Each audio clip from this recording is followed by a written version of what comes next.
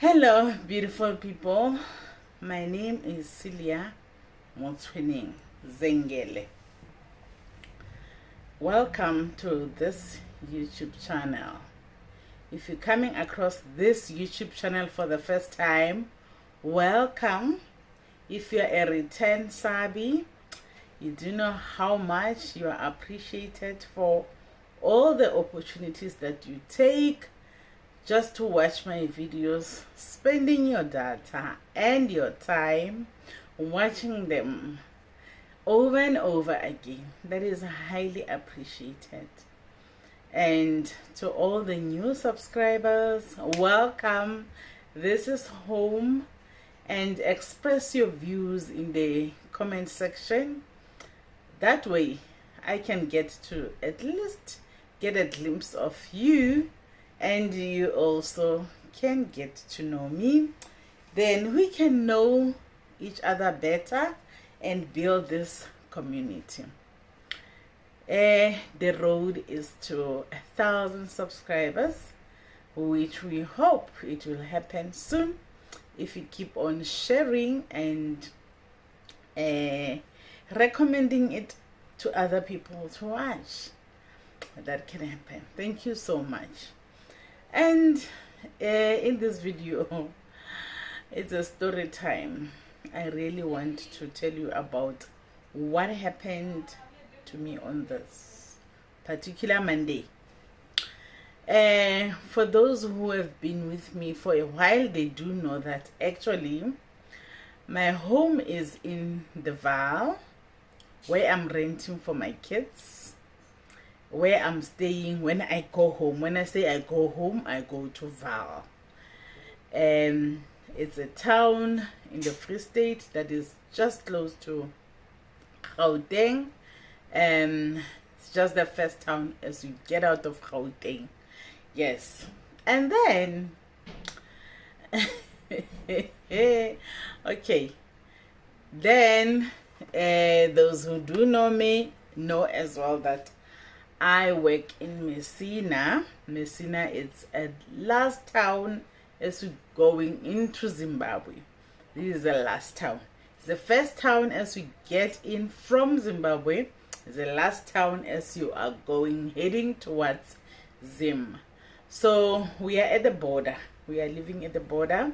There is a time when I go to a certain school that is exactly at the border, to a point where if I go to that school, Vodacom says, "Welcome to Zimbabwe." It always sends me a message to acknowledge that now I am in Zimbabwe. Yet I'm still in South Africa, but we are just divided by a river, the Limpopo River. Yes. And I did make a vlog about it. You can check it, the vlog about me taking a risk that day, because that road is something else. It's very risky. The crime levels there are very, very bad. Fine, we're not here about that. Here we are here about my trip on Monday as I was coming back to Messina, because I had been at home for a while.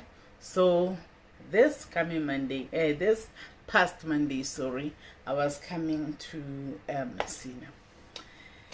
So I decided on a Sunday that it was too nice. I was missing my children, and I felt like I can wake up in the morning. First of all, on Monday I was expected to be at a place called All Days in Blowback. It's still here in Limpopo. It's about 2-hour drive from Messina, but in the opposite direction, not in the direction as in I'm going back home. Fine. So I decided on Sunday that, you know what, it's better if I leave very early in the morning instead of me leaving on Sunday, because I felt like let me spare some petrol, some diesel, because my car uses diesel. So let me spare some diesel by not coming to Messina, because that would mean if I come to Messina, it would mean that the following Monday then I have to travel again from here, 2-hour drive from here. But if I come straight from home, that place is a 5-hour drive. It's 5-hour 20 minutes drive. So coming to Messina is a little bit further than going there. So it was my way of saving petrol anyway. I hope you understand. Fine. I wake up at 2. As I wake up, load shedding hits just on time. But anyway, everything of mine was ready, so all I had to do was to take a bath, which I took a bath and prepared myself. By 3:15, I was starting the car to leave the yard. Fine. As I leave the yard, this is what happens. I decide to go to the nearest filling station. I go to the nearest filling station. The aim is to fill up the car, check the water and oil, and also the tires. I had tried to do that on Sunday. Unfortunately, by the time I reached the petrol station, I found that I did not have my bank card with me, so I was too lazy to go back, fetch the bank card, and then come back to the filling station again. I decided, anyway, I'll see tomorrow morning. Fine. Hey, I go then tomorrow morning. I get there. When I get there, remember there's load shedding, né? And load shedding hits us all. So this is a distance of about 3 minutes from where I'm staying. It's a 3 minutes drive. Fine. I get here, trying to pour petrol. Nobody home. It's like, okay, it's lit. There is electricity at the garage, probably from the generator. But there is no one. Remember, it's now about 18 minutes past 3 in the morning. Fine. As I was just about to think that maybe they are not working 24 hours there, because I have never, like, it's been 6 months that we've been living there. So, and I've never been there at the night time, so I didn't even know whether their operating times are 24 hours. So I just went there just like with common knowledge that many gas stations open 24 hours. Now, as I was just about to leave, there comes the security. Okay, the security goes in a certain direction, and there came a petrol attendant. Now the attendant comes. I can see he is sleepy. He's very sleepy. He comes, still doing that. And I'm like, oh, okay. He comes to me. How can I help you? I'm telling him, okay, the order of my things. Please help me with diesel, water, and oil, and the tires. Immediately he tells me that I can't help you with the tires because the air machine is not connected to the generator. So in terms of tires, I'm not going to be able to help you, but the oil, water, and diesel, no problem. Okay, fine. He pauses. He starts with a diesel. Oh, diesel. Fine, that's what it. Now, open the bonnet. I open the bonnet. He goes to the front and checks and checks and checks, and then comes back to me to report that everything is pop-up, everything is fine. Oh, okay. I get happy. Then I pay for the diesel. I even tip him. Hey! Fine. I get on the road. There I am. Then the first garage that I met, because I took R59, So the first garage that I met was on Merton, at Merton. But then, okay, they checked my tires. I asked them to check my tires. I am under impression that everything else is fine. Remember? Fine. I go. I travel, I get into Joburg, I get into Pretoria, I get into the first toll gate. Everything is fine. Hey man, it's fine. Everything. I'm just flowing. First toll gate, second toll gate, third toll gate, fourth toll gate. No, I was heading towards the fourth toll gate. The fourth toll gate would be Kranskop.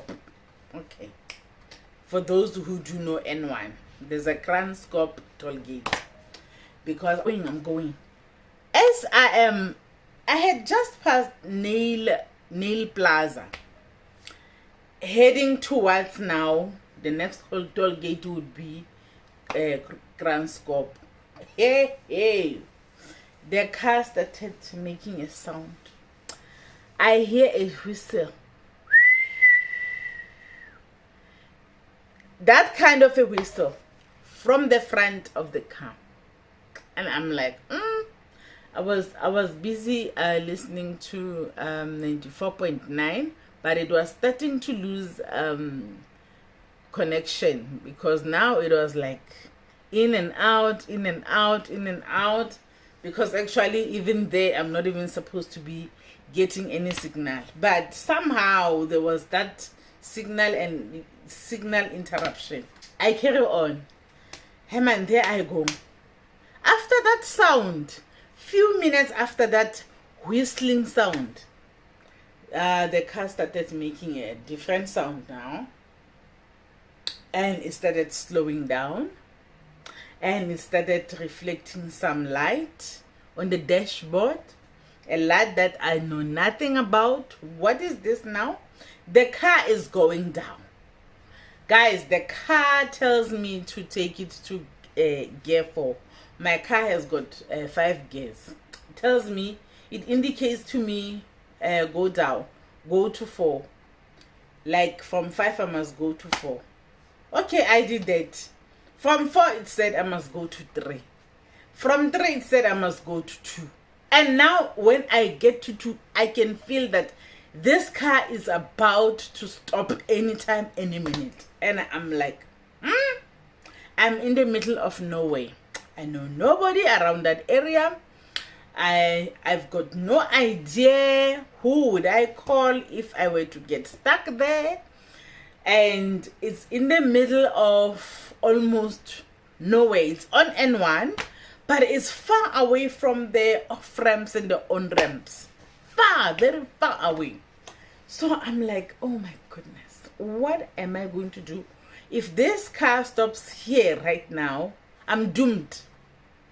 By the way, I have timed my trip to ensure that I was gonna arrive before 10. The whole aim was to arrive at least before 10.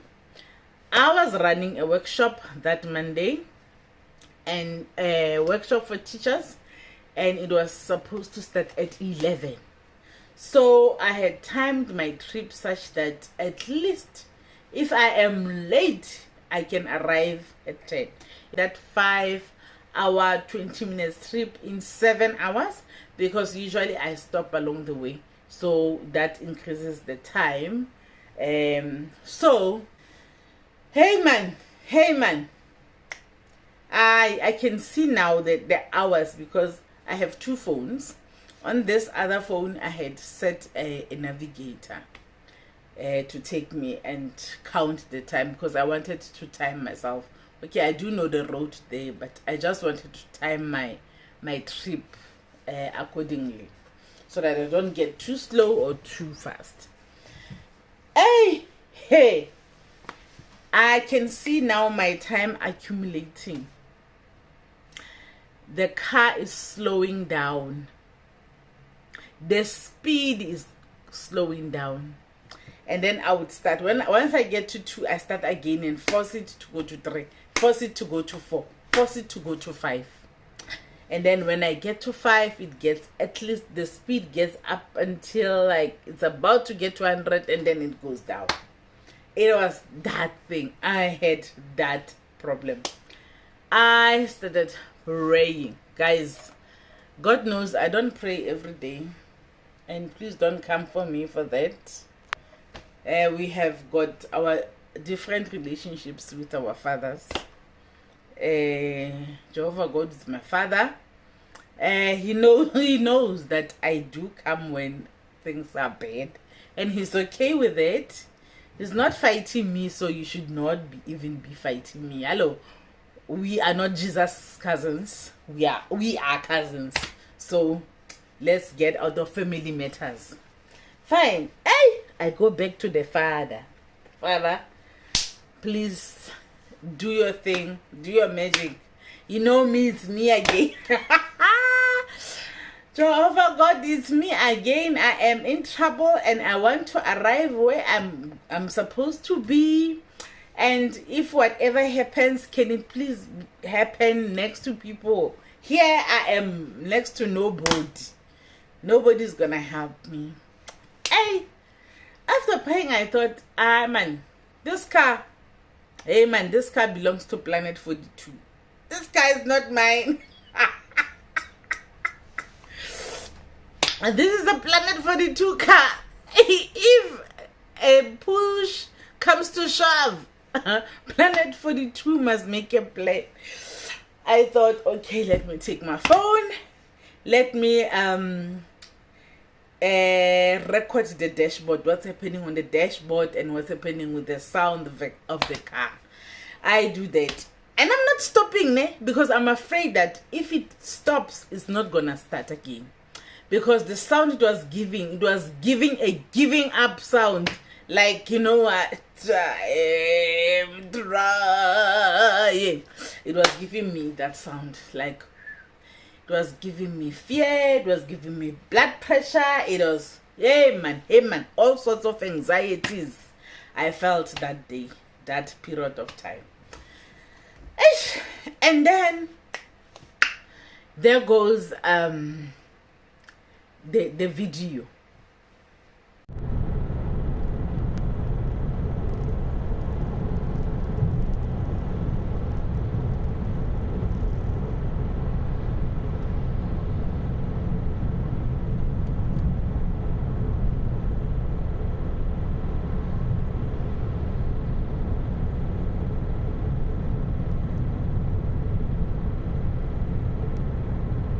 Once the video came, I sent it to my consultant at the person that's dealing me with the car, Planet 42.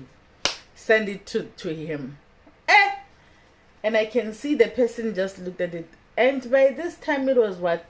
Around past 7? Yes. It was before 8, definitely, and they do open at 8. So I think he was like, this one at this particular time. But I did tell him that look at what the car does, so please, man, I don't know, I may need your help. You're still driving, but this is what I'm seeing. And he never said anything. He blue ticked me. I carry on. It's that thing. Get 2, get 3, get 4, get 5. Get 5, get 4, get 3, get 3, get 2. Like that. Up, down with the gears. I'm just ensuring that it doesn't get to 1 and it doesn't get to stop. I traveled. Now I'm calculating the distance. Like everything starts mattering now. Calculate the distance. I traveled more than 30 km before I could get a garage. But I told Father God that,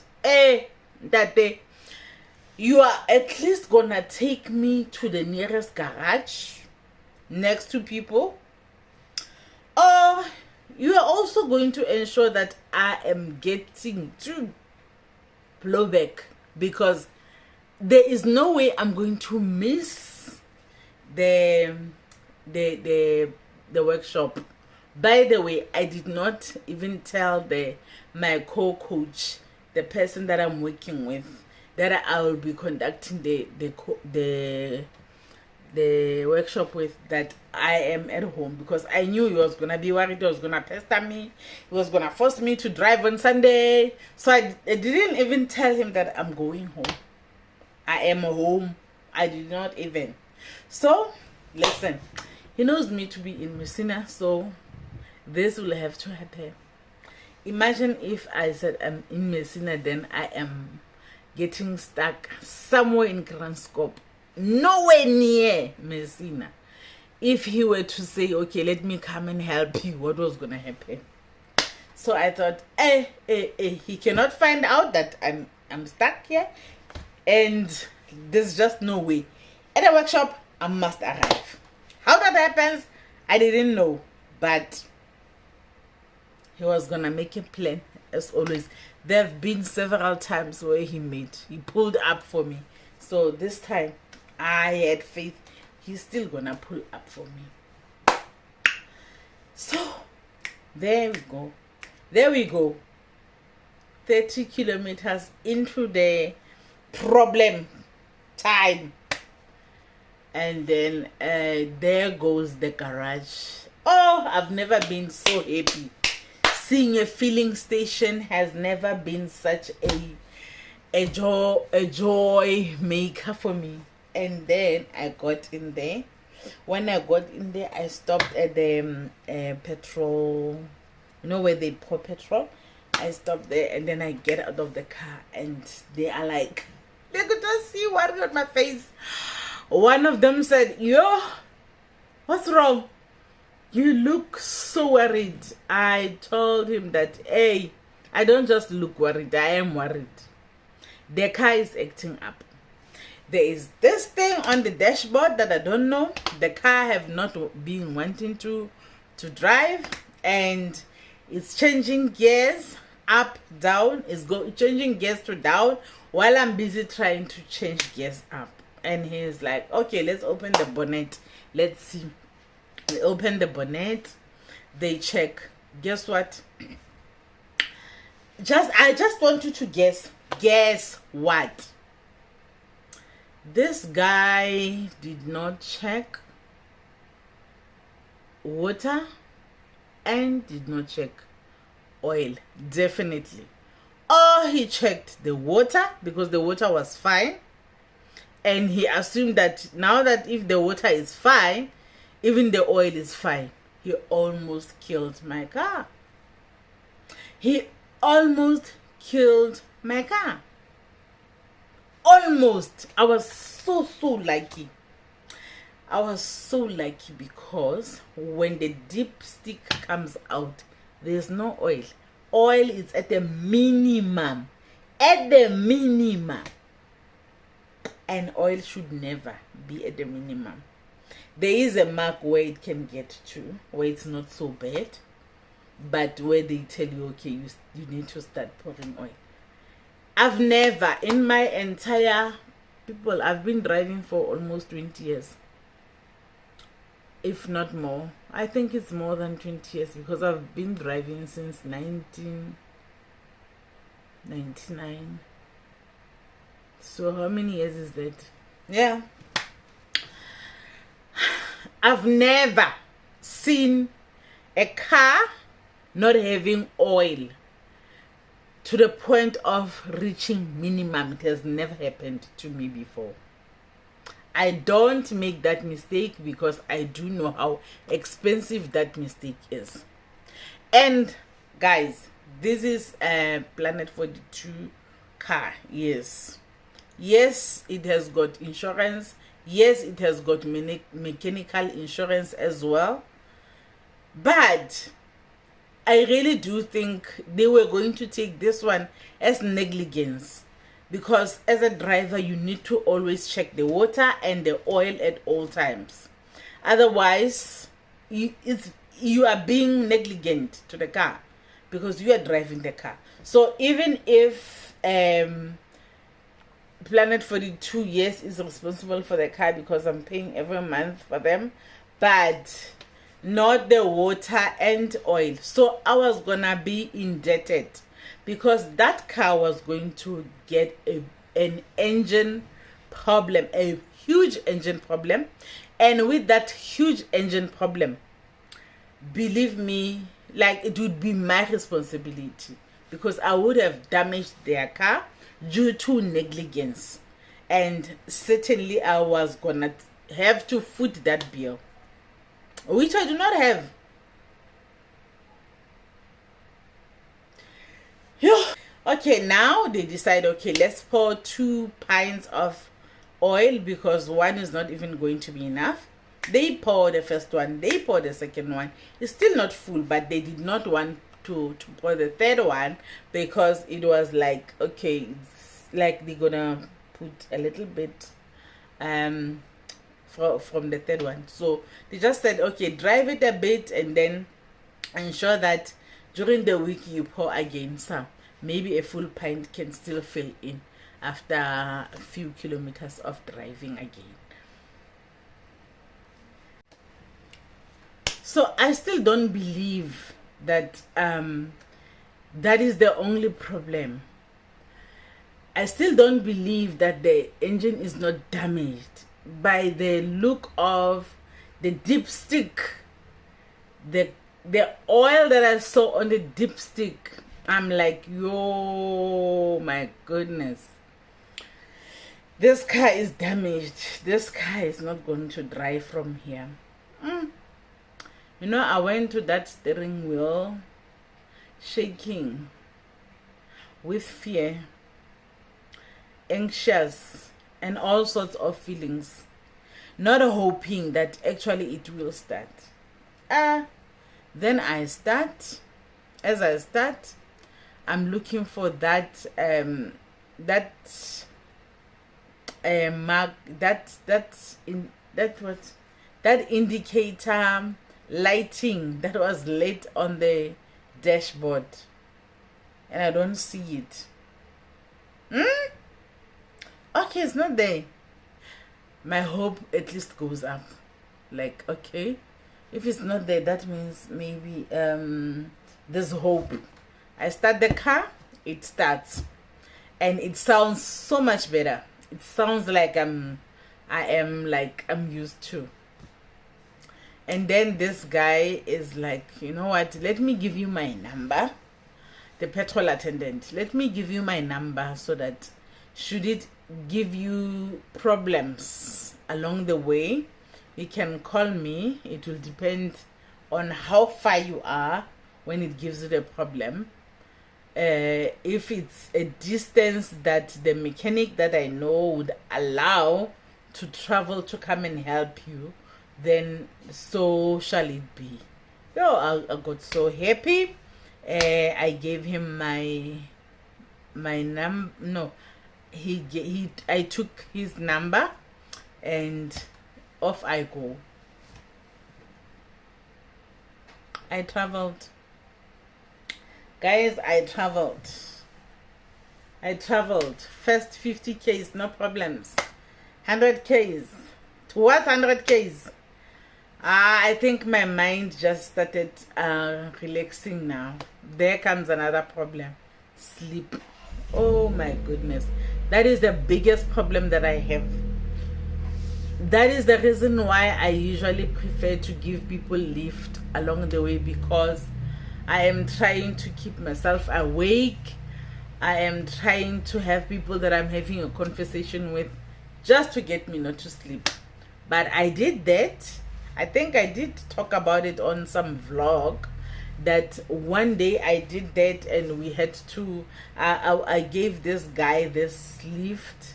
This guy was running for the bus to Zimbabwe. We had to run after the bus to Zimbabwe, making all sorts of indicators to try and stop it. It did not stop. For me, maybe they thought I'm some, like, plus, people in Polo, we are not trusted anyway. So he did not stop until the traffic cops help us and stop him. Shame poor bus guy. I put him in trouble because now the traffic cop, upon realizing that I am trying to stop him, they overtook and they stopped him, and obviously now that they have stopped him, they wanted papers from him. So I don't know how that happened, but as one of the traffic officials was attending to the driver of the bus, one was coming to me and asking me, where did I take that guy, and so on and so on. Then I told him that, no, I told her that, I gave a lift. She gave me a tongue lash, guys. She gave me a tongue lash. She advised against giving anybody a lift. It's not safe. She told me some shenanigans that are happening on that road, so I must never ever ever do that again. So ever since she said that, it's difficult for me to decide to give people lift after that. Now I'm struggling with sleep. Guys, please suggest something that I can do when I'm about to drive, because here's another problem. Each time I'm going to take a long trip, I get so anxious I can't even sleep. I won't be having any sleep. Even if I can go and sleep early, I will not be able to fall asleep right up until a 2 hour or 1 hour before I have to wake up. And the same thing happened on Sunday. I went to sleep early, but you won't believe that 12 midnight I was still awake, and remember I'm about to wake up at 2. I did see 12 midnight. So I slept something to 1, because at 2, when the alarm bell, I had to wake up from a deep sleep now. But I had to wake up because there was no other way. So now, and it's a problem that is constant. It's like I can't help it. Even if I move from here to Messina, as excited as I am going home, I can't sleep that night. I will not be able to sleep. And now when I'm driving, I'm alone. Guys, I would buy the energy drinks. They are not helping. I buy sweets. They are not helping. I listen to music. It's not helping. Remember, the radio, the stations are bad along the way. You lose network, you get network, you lose stations, you listen to all these stations that you don't even know with all these languages. But even that does not help. I will have to regularly stop along the way and take walks. I stop regularly along the way. I don't even have to wait to get to the garage. I have to stop anywhere where I see, okay, it's safe along the side for me to stop. It's not even safe, but okay, for the cars, that I can park the car out alongside, and then it won't be an obstruction for other cars to pass. I'm talking about that. Listen, that will help only for a few minutes. I'll feel like I'm refreshed. Okay, let me go back to the car and drive. And then I'll get so much sleepy. There are times, guys, when my eyes are closing right on the steering wheel. Hey, guys, if I'm telling you that sometimes God does take my steering wheel and drive, I'm not lying.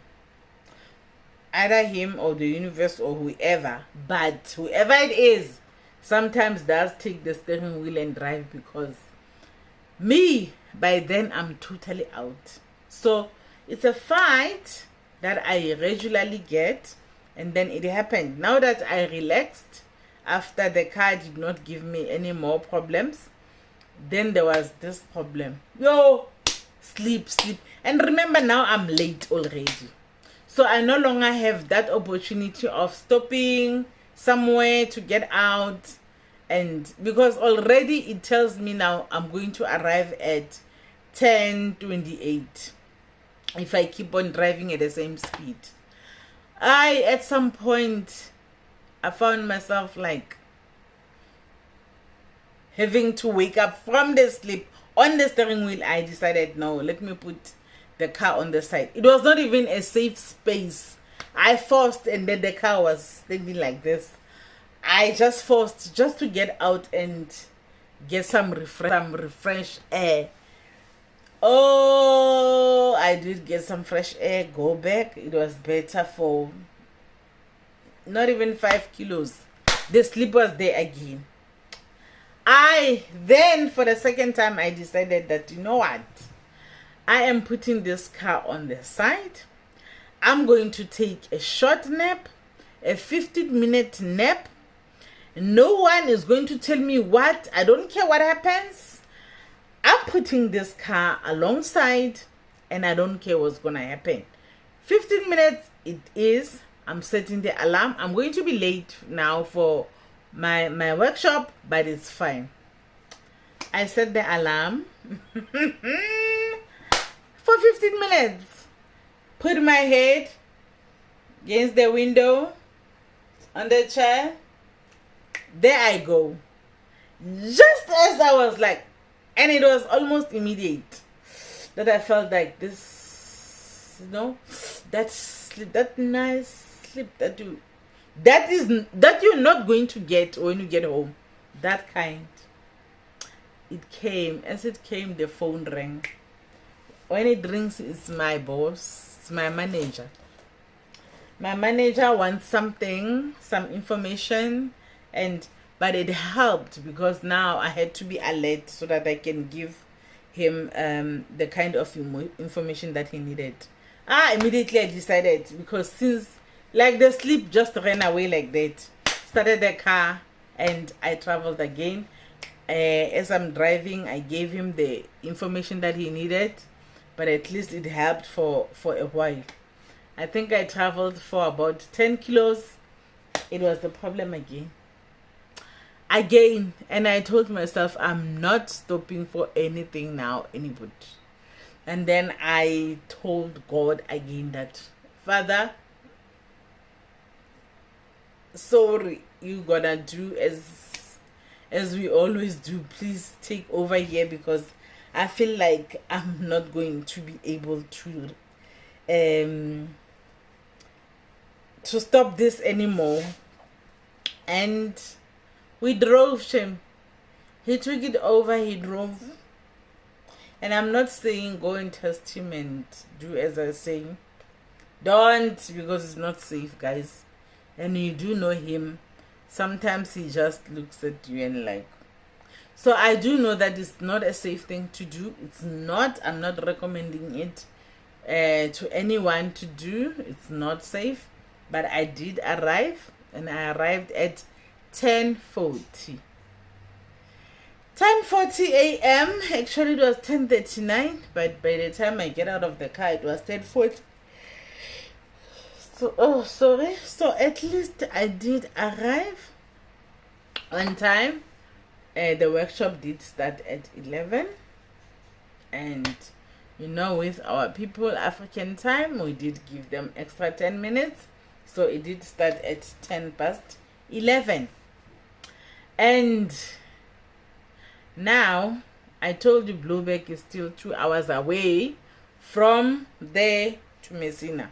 After the workshop, guys, I had to run the workshop. After the workshop, and the workshop was 3 hours long. And the last hour,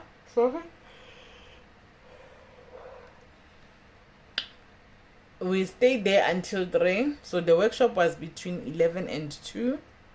So it did run up until about 2:10. Then from there, it was refreshments and to socialize a bit, talk about, make small talk with the colleagues. And at 3, only then I took another trip to Messina now. We had a stream with Fever. Then I come here, I sleep, and then Fever calls. After Fever calls, somebody else calls, and then somebody else calls. It was 3 calls that I received. and I was planning to just get a nap, just a short nap before we're gonna go live on the stream. That did not happen. 3 calls came in, took my sleep off. That very nice sleep that I had along the way all this time, it went out of the window.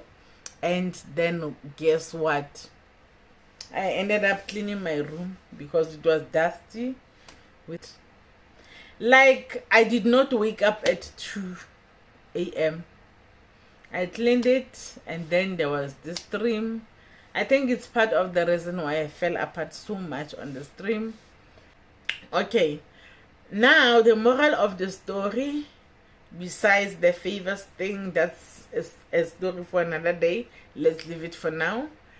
A moral of the story, guys: learn to check your car yourself. Learn to check your water. Learn to check your oil, so that when you go to the garage, already you have an idea of how far your oil is in the car. Because not having water, not having oil can damage the engine badly. That is the kind of damage you do not want. As for this guy, I'm still gonna deal with him. I'm gonna give him some June, July. When I go back home, he's still gonna get me. I'm not gonna report him because, guys, unemployment is at the highest level. But I really do believe he needs to be shown. He needs to be taught a lesson to respect his job, because he could have cost me thousands, tens of thousands of friends with the damage of the engine, and he was not gonna help me with that. I was gonna be all alone repaying that with his mistake, whereas all he could have done is just to check the oil. Or if he doesn't see it because he's sleepy and what, he could have made some excuse. He could have said, make some excuse, but not checking oil. Hi guys, no. That was so wrong. And one other thing, particularly people who travel long distances like myself, let's check our cars and our car oils regularly, guys. Regularly, oil and water regularly, because your car won't perform like the car of a person that works nearer to home. So us with long distances in between, the last time I poured oil was last month, but here it is. And the car does not have a leak, that I'm definitely sure of. I've checked the leak because I thought, what if maybe it does have a leak? I checked it because where I'm staying right now, we park our cars in the yard and there is pavement. So if there's any kind of a leak, you would definitely see it. No, my car does not have a leak. So it is just that it traveled long distances and without being checked. And at the least, the last person that I have hoped that they would check the oil did not do that. And maybe he was not a first, because I check my oil about twice a month, definitely. But now I think I'm so anxious, I'm gonna check it all the time when I go to the garage. That's how anxious I am. I think I'm even gonna come out and help them check and see that they check. One other thing that I know that these people are not doing for us is tire pressure, guys. And many accidents are caused by tire pressure.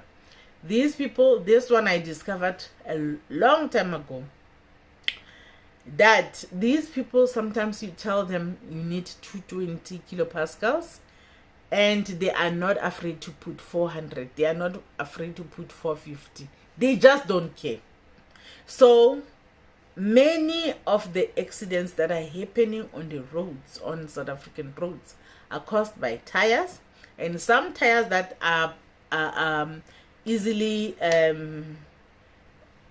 damaged on impact, on even a small pothole, as our country is full of potholes. Some of them is because the pressure already was too much. With a small impact on the pothole, then your tire gets burst. It is because of these people.